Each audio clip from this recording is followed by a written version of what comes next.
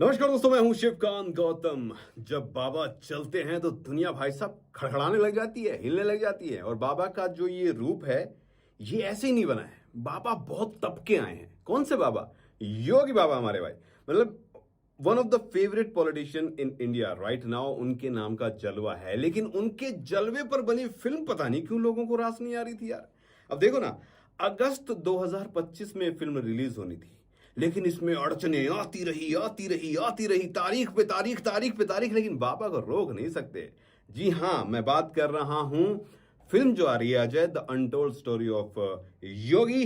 वो अब फाइनली 19 सितंबर को रिलीज हो रही है। और इसके रिलीज होने में भी सुप्रीम कोर्ट का बड़ा हाथ है भाई, क्योंकि सुप्रीम कोर्ट ने खुद देखी और उन्होंने बोला भाई क्यों रो रहे हो यार इतना, आने दो, बढ़िया चीज है। और वाकई में बढ़िया चीज निकली भी है। जिस तरीके से फिल्म जो है वो योगी जी की लाइफ पर बेस्ड है, उनकी ऑनेस्टी पर बेस्ड है, उनके जो जीवन के त्याग की, तपस्या की कहानी है। और सबसे बड़ी बात यह है मित्रों, ये फिल्म कोई प्रोपेगेंडा फिल्म नहीं है, ये एक रियल लाइफ स्टोरी है।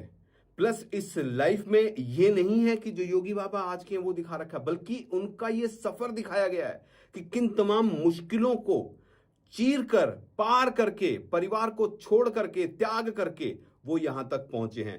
तारीफ करनी होगी प्रोडक्शन हाउस की। जी हां, सम्राट सिनेमैटिक उनकी ये पहली फिल्म है। और इस फिल्म की प्रोडक्शन क्वालिटी को देखने के बाद, सिनेमेटोग्राफी को देखने के बाद, ये मैं जरूर कह सकता हूं कि उम्मीद से काफी बेहतर फिल्म बनकर आई है भाई। उम्मीद से बेहतर इसलिए कह रहा हूं क्योंकि अक्सर हम जब पॉलिटिकल ड्रामा देखते हैं तो हमें लगता है कि यार क्या पता क्वालिटी कैसी होगी, क्या पता क्या होगा। लेकिन excellent work done by this production house.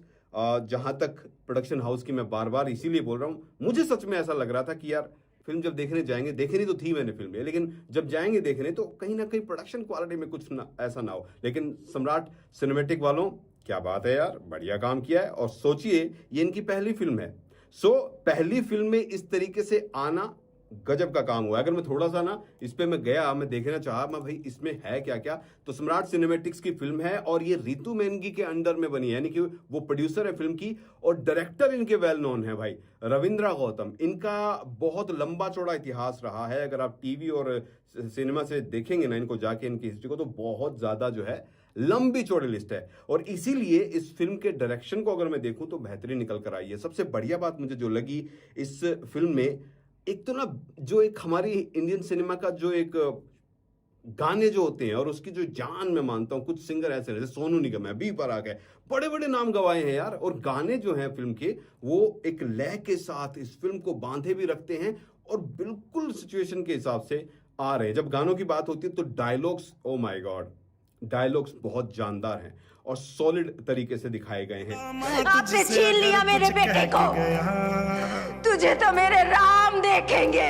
जहां तक हम बात करें ना फिल्म की, तो अनंत जोशी, परेश रावल, दिनेश लाल निरहुआ साहब भी इसमें शामिल हुए हैं, गरिमा जी भी हैं। लेकिन पहले मैं बात कर लेता हूं मेन कैरेक्टर की, जो कि योगी जी के कैरेक्टर को अनंत जोशी ने निभाया है। हाइट थोड़ी सी लंबी लगी, लेकिन जिस तरीके से उन्होंने कैरेक्टर को निभाया, या फिर यूं कहूं कि जिया यार, जैसे वो चलते हैं, उनके बोलने का तरीका हम पहले भी देख चुके हैं, लेकिन इस कैरेक्टर को उन्होंने बखूबी 100% मैं कहूंगा कि बहुत प्यार से जी कर निभाया। ऐसा लग रहा है मुझे कि उन्होंने योगी के साथ उन्होंने कई दिन बिताए होंगे और उसके बाद जो परफेक्शन निकल कर आया वो होगा। आई डोंट नो मिले या नहीं मिले, बट जो चीजें हैं ना वो ऐसा लग रहा है जैसे कि भाई, क्योंकि इंसान इतना बेहतरीन तरीके से किसी चीज को अपने अंदर ढाल तभी सकता है जब वो साथ साथ रहते हैं। तो कहीं ना कहीं ऐसा लग रहा है। तो इस इतनी मेहनत जो है अनंत जोशी ने अपने किरदार पे, परेश रावल का किरदार जो है वो आपको बहुत हैरान करेगा। पहले तो आप उन्हें देखकर पहचान नहीं पाओगे, जो उनके गुरु बने हैं वो बेहतरीन रहा है। जहां तक दिनेश लाल की बात करूं, निरहुआ साहब की, तो उन्होंने एक बहुत ही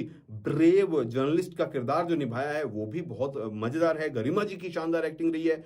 इसके साथ साथ अजय मेंगे साहब ने भी बहुत ही शानदार किरदार निभाया है। ओवरऑल अगर आप देखें ना तो सारी की सारी स्टार कास्ट ने बहुत बेहतरीन काम किया है और एक रियलिस्टिक होने के बेहद करीब पहुंचकर इस फिल्म को जानदार बना दिया है। बेहद करीब इसलिए कि सिनेमा और रियल लाइफ में हल्का सा फर्क होता है, बट बहुत ज्यादा मेहनत सारी की सारी स्टार कास्ट की रही है। म्यूजिक बहुत शानदार रहा है। अगर हम गानों की बात करें तो वो भी बहुत ही बेहतरीन गाने रहे हैं। तैयार, क्या खूबसूरत गाना है जो आप में जोश भर देता है। सो ओवरऑल स्टार कास्ट ने बहुत ही बेहतरीन परफॉर्मेंस एक्टिंग के थ्रू जान डालते हुए दी है। और सबसे बेहतरीन चीजें जो है वो है लोकेशन। विजुअल्स फिल्म के, देखो हम सब जानते हैं बाबा हमारे जो हैं वो कहाँ से आते हैं भाई, वादियों वाली जगह, खूबसूरत सबसे।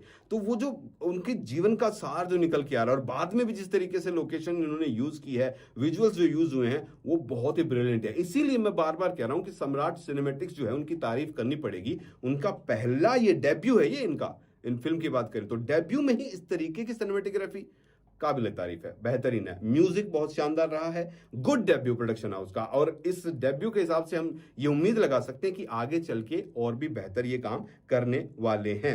रविंद्र गौतम की बात करेंगे डायरेक्शन में, पहले मैं बता चुका हूं उनके नाम, कई लंबी लिस्ट जो है सीरियल्स की और फिल्मों की रही है। जहां तक the monk who become chief minister, इस पर से इंस्पायर भी है, बट ओवरऑल अगर मैं बताऊं इस फिल्म को तो ये प्रोपेगेंडा फिल्म नहीं है। बहुत सारे लोगों को लग रहा होगा कि ये प्रोपेगेंडा तो नहीं है, नहीं भाई, ये आज का सिनेरियो नहीं, बल्कि जो बचपन से लेके यहां तक पहुंचने का सफर है, इस सफर को दिखाया गया है कि कितनी तमाम मुश्किलें उन्होंने पार की थी, किस तरीके से वो पढ़ाई लिखाई कर रहे थे, फिर वो मॉन्क बनना चाहते हैं, फिर परिवार को छोड़ते हैं, इमोशन, ड्रामा सब कुछ है। और साथ ही साथ तारीफ उन लोगों भी करनी होगी जिनको डर बैठा हुआ था। यार डर किस बात का? देखिए सऊदी अरब में, कतर में, या फिर इंडिया के साउथ में भी ऑलमोस्ट फिल्म बैन ही हो गई थी ये। तो ये बैन बैन बैन क्या खेल रहे हो भाई साहब, हैं? बैन बैन क्यों? जाके दिखाओ अपने बच्चों को, फिल्म देखने लायक है, इंस्पिरेशन है भाई। ऐसा नहीं है कि योगी जो है वो योगी ही बन गए हैं और सब त्याग दिया, नहीं, उन्होंने बन के समाज को किस पथ पर आगे बढ़े हैं, सामाजिक कार्यों को भी किया, अपने धर्म को भी निभाया, अपनी प्रतिष्ठा को बनाए रखा, अनुशासन में रह के जीवन को किस तरीके से एक नया अध्याय उन्होंने लिखा है। तो योगी आदित्यनाथ की ये जीवन की जो कहानी है, जिसको कि बहुत खूबसूरती के साथ उतारा गया है, मैं सोचता हूं काबिल तारीफ है प्रोडक्शन हाउस का काम। प्लस गाने बहुत बढ़िया हैं, सिनेमेटोग्राफी बहुत ज्यादा पसंद आई मुझे। ओवरऑल एक फुल पैकेज है। एंड ऑफ द डे अगर आप फिल्म को देखने जाओगे ना, तो आप ये जरूर कहोगे कि यार इस फिल्म से हम इंस्पायर हुए हैं, और इंस्पायर करने वाली कहानी भी है ये।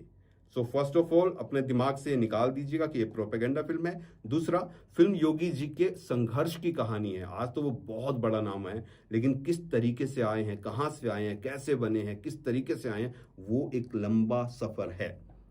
तारीफ करूंगा मैं यहां पर रितु मेनगी जी की, जिनके प्रोडक्शन में ये बनी है। सम्राट सिनेमैटिक्स और रविंद्र गौतम जी ने बहुत बेहतरीन यहां पर एक काम किया है। स्टारकास्ट बहुत बैलेंस्ड है, बढ़िया है, अच्छे से काम यहां पर हुआ है।